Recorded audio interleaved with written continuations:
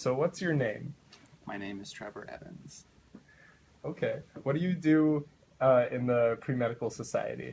I am currently the president of the Pre-Medical Society, but I have also served as the secretary, treasurer, and volunteer coordinator while I've been in it. That's interesting. How many years? This is my 5th year as a member and the 4th year on the executive board, so I've been in it a while. Are you currently planning on going to medical school? Yes, I got accepted to medical school back in October, and I'll be starting in June. At one point, did you realize you want to be a doctor? It was probably my senior year of high school. I had narrowed down my job options to being a physician or being an architect, because I don't know, I'm a nerd and I like history and I liked old architecture, especially like the older 1920s stuff in Detroit. So I told myself, okay, I'll either be a doctor, because I'd shadowed a podiatrist and a couple other doctors by that point, just to try and figure out what I wanted to do. And so I was like, okay, architect or doctor, how do I decide? So I took honors chem and honors physics at the same time, my senior year of high school. Oh, jeez. And honors chemistry was pretty cool. I liked it. I fell asleep in honors physics. So it was like, I hate math, and physics bores me, so Me I too. can't go to engineering school or architecture school. So okay, I'll be a doctor. So I registered to be a biochemistry major when I got to Oakland. And freshman orientation, they were introducing the biomedical sciences major, and they convinced me to switch at freshman orientation, and I've been a biomedical science major ever since. Okay. Let me just make sure the camera is still working. Gave the low battery signal. Oh no.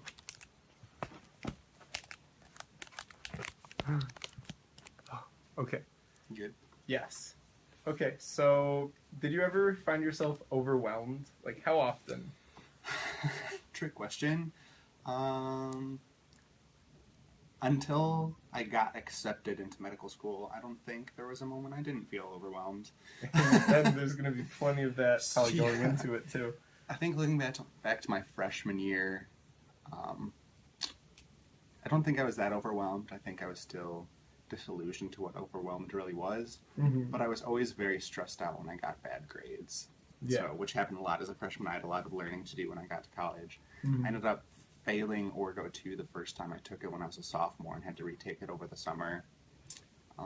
By my junior year, or 3rd year I should say, because I took 5 years, my 3rd year I started working in a research lab, and I was also working 3 jobs at the same time. Oh, I was working for housing, I was working for the music theater and dance department for pep band, and I just got a job, and they convinced me to switch at freshman orientation, and I've been a biomedical science major ever since. Okay.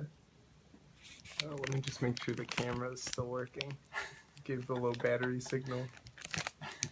Oh no.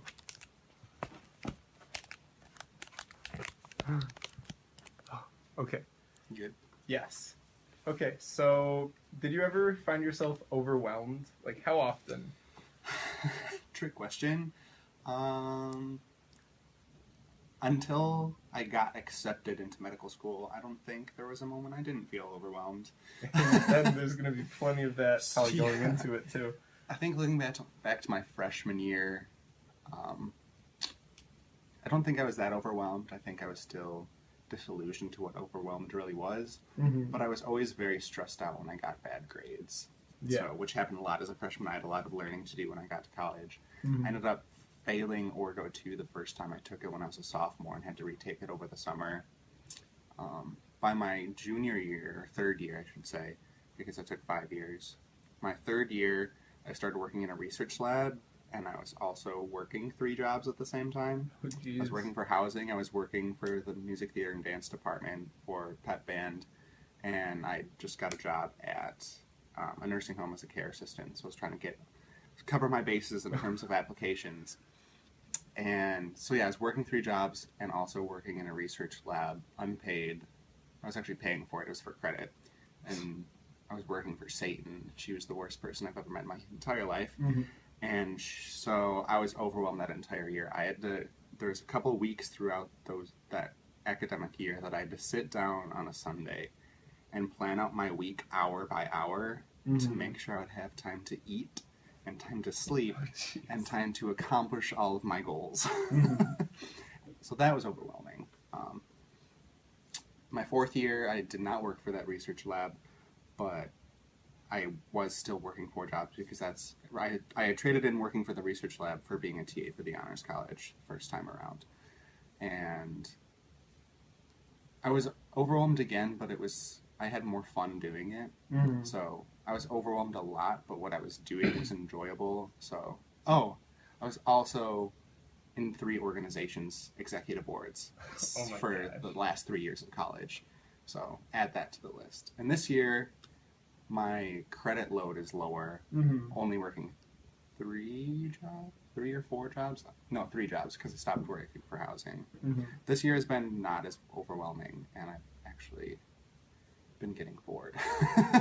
So when I'm not overwhelmed, I'm bored. So it's a toss-up. Yeah, I feel that. Do you feel like there's an overly competitive atmosphere in the society? Among pre-medical students in general, there is that competitive edge that's just always existing. In terms of our organization, I think it depends how active the students are in the organization.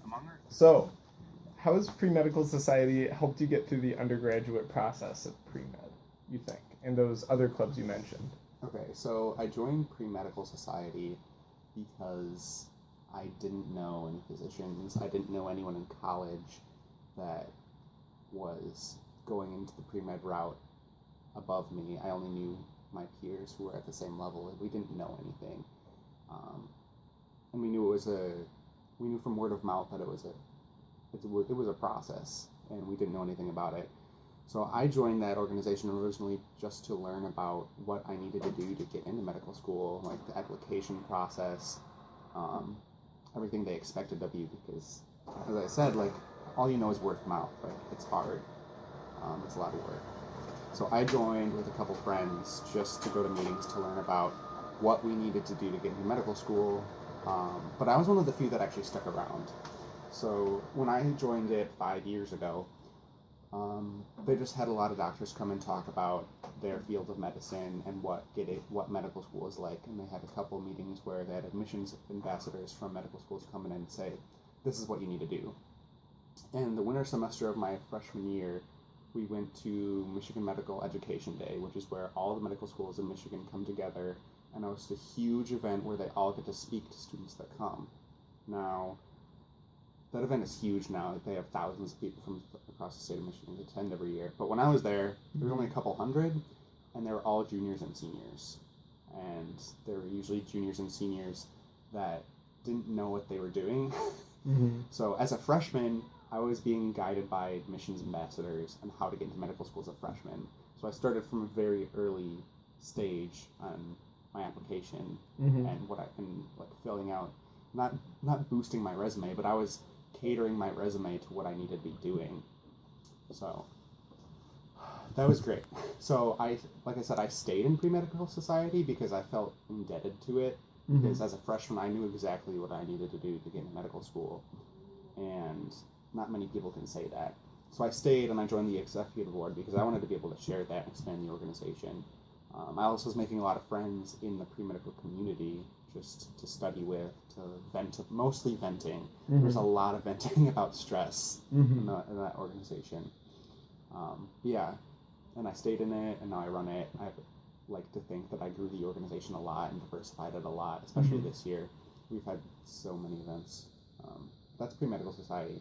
Anatomical society, I joined because I had a few friends that were anatomy TAs, and they were absolutely infatuated with anatomy, and it was really cool. And their whole organization's premise was that it wasn't a pre-health professional organization. Their organization was about anatomy. That's all they wanted to focus on. They wanted to focus on teaching anatomy and spreading cool anatomy things. So their events were mostly student lectures. Like, students would come in and lecture about things that they thought were cool. And that's why I stayed in that organization, because it was learning and it was fun. Which a lot of, especially early on in the pre-medical experience, people don't know how to have fun learning. Mm-hmm. So I learned a lot from them in the sense that learning is supposed to be fun, especially when you're going to go into a field where you have to be in school for 10 years. Mm-hmm. Then I was also in the Honors College Student Association, which we just planned fun events for Honors College students, and that was just for fun and meeting people and spreading fun vibes and good vibes. And what was the question? It was about how being in the pre-medical society and societies like that helped you overcome a lot of stresses with being in the process. So it taught me, it did both. It taught me how to not stress and stress equal amount, because I was no longer stressing about not knowing what I was doing, and it turned me into the point of stressing about what you had to do. What I had to do, yeah. But I knew what I needed to do, and that was a lot better than not knowing. So that type of stress is a lot different. Okay. So what type of things do you do being on the executive board of the Pre-Medical Society? Do you want me to go position by position I held, or just right now? You could do either. Okay, so the organization has changed a lot over the years, but we keep a couple things going. When I started, we had meetings every other week where we had admissions ambassadors, physicians, and medical students come in every other week and do things. We also always had volunteer and social events. Movie nights, bonfires were social events. Volunteer events, we did book drives and bug drives. Those are things we've kept over the years. They're always, and our meetings are always Thursdays at noon, so people know every year when they make their schedule Thursdays at noon, there's going to be a Pre-Med Society meeting. When I was secretary, I was responsible for taking attendance, monitoring active membership, because active membership is the first guideline we look at when doing e-board elections. The year after that, I was treasurer, so I was responsible for ordering food, designing and ordering t-shirts, monitoring all of our funds from fundraising events, whether they were for us or to benefit a charity. But after that, I was volunteer coordinator, so it was my responsibility to present volunteer opportunities to members as well as plan volunteer events. The biggest thing I did was the book drive for Charlotte's Wing. We've been doing it for 3 years now. I don't actually know if we're doing it this year because I'm not volunteer coordinator. But yeah, volunteer events were a big deal for last year. This year I am the president, and I'm responsible for running meetings, running executive board meetings, which are on our between weeks, contacting speakers, planning events that were co-hosted with other organizations, which we've had a lot of this year, delegating responsibilities among our executive board, which has 8 people on it, so it's kind of a lot. Delegating responsibilities is mostly what I do, and then when responsibilities are not taken seriously, I either have to take corrective action or just go do it myself. And a lot this year I was just doing it myself. So, yeah, that's kind of what I do for Pre-Medical Society. Okay. Well, how close do you feel with your fellow members? Members or executive board members, or both? Both. Okay, executive board members, we're like a family. It's always been that way. The way it works is when an executive board is getting ready to graduate, its graduating members announce that they're resigning, and then within the e-board we do an internal election. And so we just actually did that yesterday for the upcoming year. And then we send out an application to general body members to invite new students up. And then the standing president and the future president do interviews of those students together. And after we do those interviews, we present those applicants to the rest of the executive board and see who's going to be the best fit for these positions, who are we going to work the best with. So we design our executive board each year to make sure we're going to work well together and that everything's going to get accomplished. Okay. Last year, there was actually an issue. Because there was, I'll just call her an anomaly. She was not good at her job. She did not like communicating with us, and that was a detriment to our family, I should say. Because we were really close. We would go out to dinner all the time. It was important for us to be able to work closely together because we were planning all these events together, and we see each other at least once a week, and we're all upperclassmen mostly bio or biomedical science majors. We have classes together. We all know each other really well. And it's really important to be able to work with someone you like, not just because it's easier, but because you're more efficient. In terms of general body members, I feel like they're my babies. A lot of students are either the type where they sit in the back and don't talk at all, and they're just absorbing the information that's being presented. The other ones come up to us and they interact with us, and those are the ones that we like to mentor, because usually they're interested in e-board positions, or they're just social and they're looking for advice. And I love mentoring students, which is why I became a teaching assistant. For what class? I became a teaching assistant for the first year, the freshman orientation class for the Honors College. Okay. It's called Honors Colloquium, Making Discoveries. So I get to mentor students, and as a fifth-year senior, I know a lot about this university, and I'm ready to leave because I know so much about it. Did you apply to the medical school here? I did not. Really? Yes. When it came time to apply, there was two major things. I was ready to move out of this area because I've been here way too long. I grew up 30 minutes away. Oh, jeez. Or not even 30 minutes, about 15, 20 minutes away. So I know this area really well. And after driving around it, going to school in it for the past 9 years, I've grown up in this area. I've gone to school in this area. And it's gotten to the point where I was actually talking to someone in my class. She's a senior as well. She said, I'm ready to graduate because I don't recognize anyone on campus anymore. I told her, I'm ready to graduate because everybody recognizes me and I don't know who they are. It's like, I need to get out of here. So I didn't apply to this medical school, even though it's great, but I'm ready to grow out my branches. Okay. Another big thing was some of the research I did by Dr. Horowitz at a private university. She stated a lot of pre-medical students are motivated by getting good grades and credentials over getting knowledge in their subjects. Do you feel motivated to pass classes to learn the subject and master it, or so you can get good grades on a transcript? I think the answer to the question has a lot to do with your class standing. Okay. I can definitely say when I was a freshman and sophomore, I didn't care about what I was learning.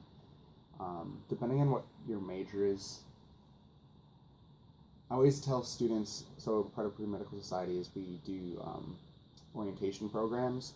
So we talk to high school students about our organization. So when students come to me, high school students, they're like, what major should I do? What's going to be the best for medical school? And I look them straight in the eye and say, take something that you're interested in, because if you don't, you're going to hate it and then become disillusioned to the idea of medicine.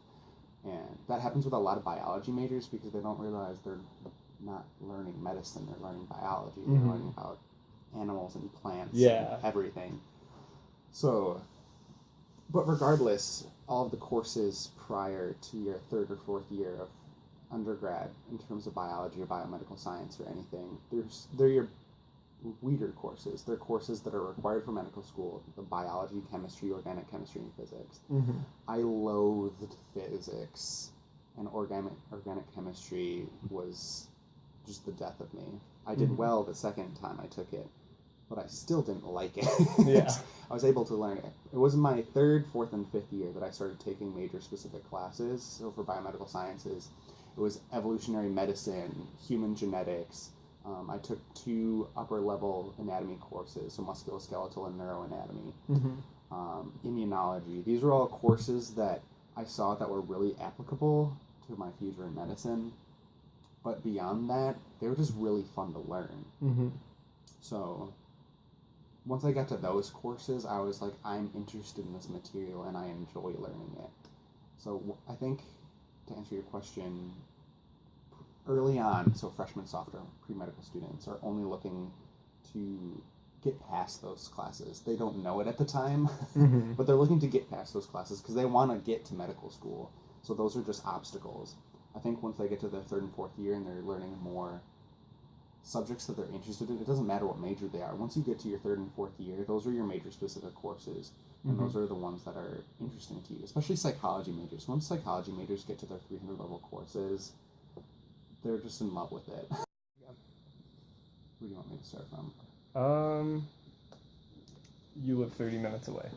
I live about 20 minutes away, so I've grown up in this area.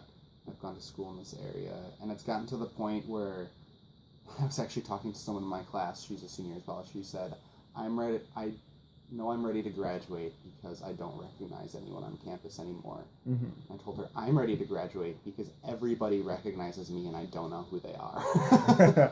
So like, I need to get out of here. So I didn't apply to this medical school. You know, it's great, but I'm ready to grow out my branches. Okay. Another big thing was some of the research I did by Dr. Horowitz at a private university.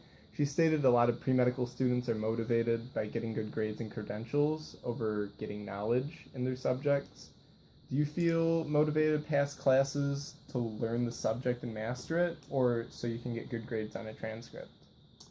I think that the answer to the question has a lot to do with your class standing. Okay. I can definitely say when I was a freshman and sophomore, I didn't care about what I was learning. Depending on what your major is,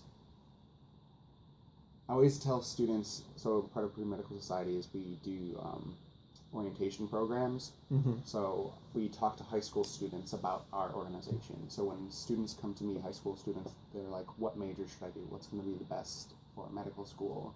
And I look them straight in the eye and say, take something that you're interested in, because if you don't, you're going to hate it and then become disillusioned to the idea of medicine.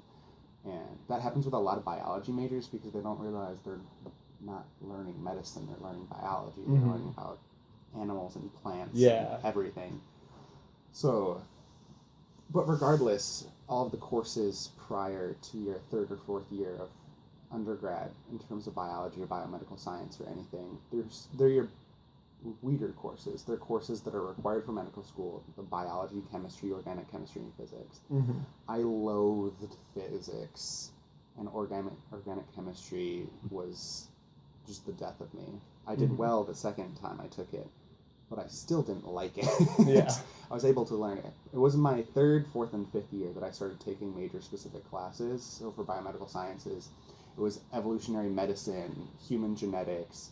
I took 2 upper-level anatomy courses, so musculoskeletal and neuroanatomy, immunology. These were all courses that I saw that were really applicable to my future in medicine. But beyond that, they were just really fun to learn. So once I got to those courses, I was like, I'm interested in this material and I enjoy learning it. So I think, to answer your question, early on, so freshman, sophomore, pre-medical students are only looking to get past those classes. They don't know it at the time, but they're looking to get past those classes because they want to get to medical school. So those are just obstacles. I think once they get to their third and fourth year and they're learning more subjects that they're interested in, it doesn't matter what major they are. Once you get to your third and fourth year, those are your major-specific courses, and those are the ones that are interesting to you, especially psychology majors. Once psychology majors get to their 300-level courses, they're just in love with it. And I think that has to do with any major. It's about to stop recording again because it's passing its limits. My phone, it did 10 minutes and then it stopped. You sure? Yeah, I'm sure. Okay, it's recording? Okay. Do you feel like there's an overly competitive atmosphere among the society? Among the society, I'd say it's a more complicated question. Among the executive board, I'd say that there's not really that competitive nature because we're so close. Among general body members, I'm kind of disillusioned to them at this point because I only interact with the ones that come up to me and discuss things with me. Overall, in terms of the pre-med community, I'd say there probably is, especially among underclassmen, because they're still in those weeder classes. They're still trying to get that competitive edge against their classmates. There's still a lot of people that are dropping out of pre-med major. I remember for my honors college thesis, I wrote about the pre-medical experience, and I interviewed a girl. She's going into a master's program now for exercise science, and she said when she was a freshman, She went to pre-medical society with me, and she remembers there was a presentation by a Caribbean medical school, which there's a stigma against Caribbean medical schools as being not as good. They don't accept MCAT, I've heard. They do accept MCAT. Oh. It depends on it depends on the Caribbean med school, but overall they have history that their residency programs don't match as well, so that's why people don't say go to a Caribbean medical school. So she said we were at a pre-med meeting, and they presented, and then the speakers left, and the president said something along the lines of, "All right, thanks guys for coming. I hope you don't have to go to a Caribbean medical school."